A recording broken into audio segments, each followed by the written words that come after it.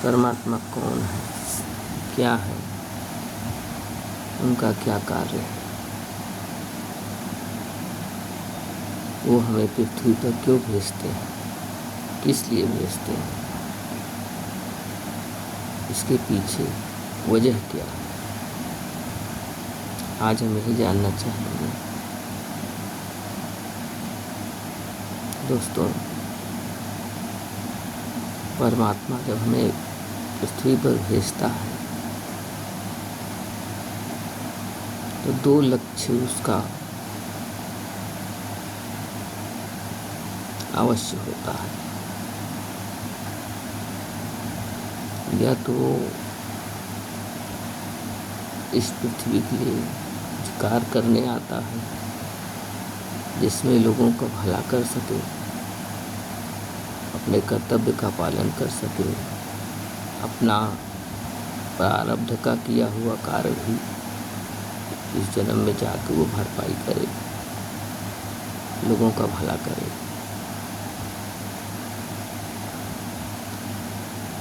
सेवा करे समाज की, चाहे जिस ढंग से करे। तरीका बहुत है, समाज में बहुत कुछ आता है। समाज की सेवा तो किसी भी तरह से की जा सकती है और करना भी चाहिए। साथ ही अपने जो आश्रित है, माता पिता, जो अपने छोटे बच्चे हैं, अपने दिल को इतना बड़ा करे तो समाज के लिए समर्पित हो, इस धारा पर भेजने का यही कार्य है। जाए, कुछ चुकता करे और कुछ बनाए, आगे की व्यवस्था करे। जैसे हम जितनी कमाई करते हैं तो उसका पूरा नहीं यूज करते हैं, कुछ उसमें से धन बचाते हैं कि हमारे काम आएगा। उसी तरह वो अपने कर्म को भी संचित करे, धर्म को भी संचित करे। धर्म कर्म हमारा कोई छीन नहीं सकता, वो ऐसी पूंजी है, काम आना ही आना है, आड़े वक्त पर जब कभी जरूरत पड़ेगी।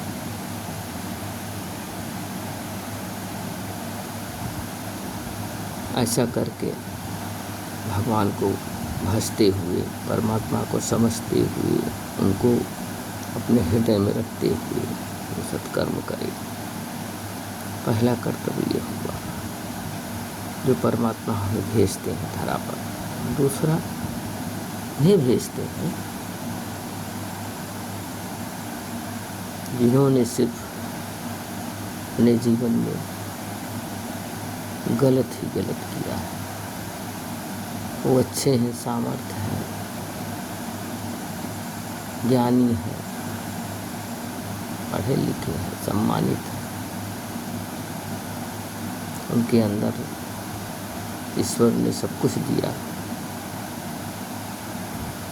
धन दौलत, पैसा, बुद्धि, बल, पावर, सब कुछ। उसका उन्होंने गलत उपयोग किया और जो कमज़ोर हैं उनको सताना प्रारंभ किया, जो दुखी हैं उनको और दुख देना प्रारंभ किया, किसी का धन छीना, किसी के पास अधिक ज्ञान है तो फिर वो भी बर्दाश्त नहीं हुआ, हटा दीजिए, हमसे ऊंचा ये नहीं होना चाहिए, हमसे ज़्यादा विद्वान ये नहीं होना चाहिए।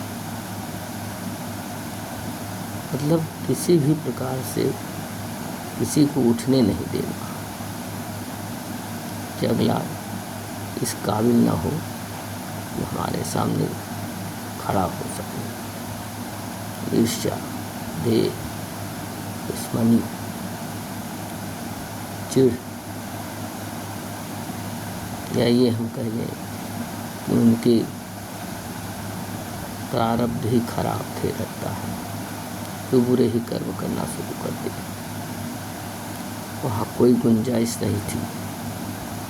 तो परमात्मा जो है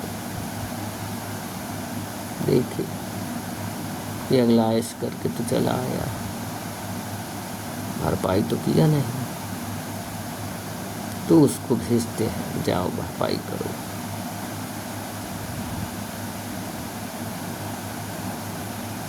यह दो लक्ष्य बहुत महत्वपूर्ण है। हम समझते हैं इसी वजह से परमात्मा भेजते हैं दोनों को। एक जाओ अपना करा कराया जो अच्छा बुरा किया उसका भरपाई करो, और दूसरा जाओ कुछ फिक्स करो,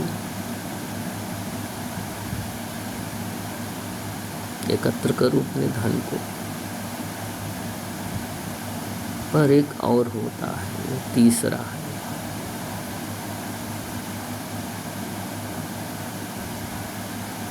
तीसरा को ना सुख से मतलब, ना दुख से मतलब, ना धन से, ना दौलत से। वो अपनी सारी संपदा अपने परमात्मा को समझता है, अपने भगवान को ही समझता है। वो सोचता है यही हमारा प्रारब्ध है, यही हमारा वर्तमान है, यही हमारा भविष्य होगा, और शायद यही हमारा भूतकाल भी रहा होगा। तो सब कुछ अपने परमात्मा को वो समर्पित होता है। फिर उसे ना धूप से परेशानी होती है, ना ठंड से परेशानी होती है, ना ही बरसात से दिक्कत होती है, ना ही उसको भूख लगती है, ना ही प्यास लगती है। उसे किसी चीज़ की आवश्यकता ही नहीं होती। वो सबसे खुश रहने वाला इंसान होता है। लगेगा कि हम ही आपकी तरह हैं, पर उनका जीवन अलग होता है। शायद ऐसा जीवन बहुत बड़े नेक कर्म करने वाले को मिलता है, जिसने अपने जीवन में हर जन्म में अच्छा ही अच्छा किया होगा, जिसे ऐसा जन्म मिलता है। बड़ी खुशनसीबी होती है कि सीधा परमात्मा को प्राप्त होता है। शायद परमात्मा स्वयं आते होंगे उन्हें लेने के लिए।